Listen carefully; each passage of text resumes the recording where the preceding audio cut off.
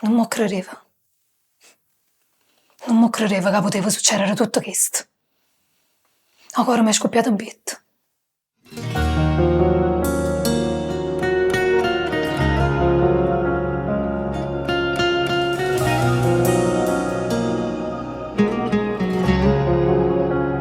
Sta vita com'è strana, ti cambia cose senza mancare avvisare. Io non me l'aspettavo, che di proprio me poteva innamorare la moglie di un amico, e amica pure a lei, con una telefonata t'ha fatto capire che eri a contattare quando ti è appiccicato. Insieme a chi mi hai mera appiccicato già, sono strani sentimenti, ti mettono in dispagno, non sa da mai sapere. Che 2 mesi innamorati e me sono innamorato di te.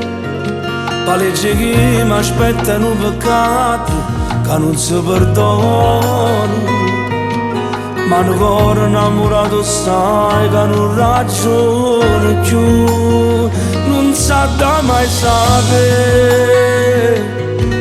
che aspettava una vita che apparteneva a me, che in te sonno prima mi va sa come faceva amore, che mi volesse che mio figlio bello tale quale a te.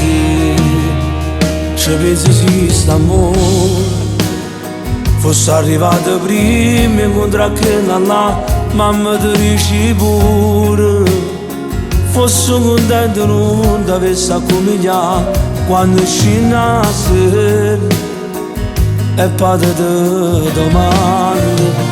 Non sa da mai sapere che 2 mesi innamorati e me sono innamorato di te. Paleggi che mi aspettano peccato che non si perdona, ma ancora innamorato sai che non ragioni più.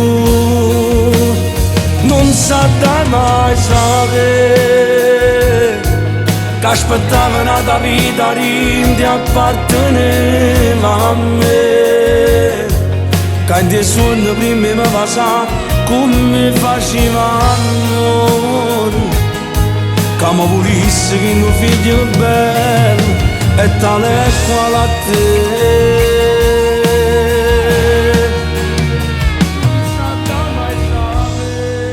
Volesse tornare quella sera, quando coraggio hai te parlaci, avevo bisogno di un abbraccio mio, per appicciare il fuoco che si è restaurata dentro.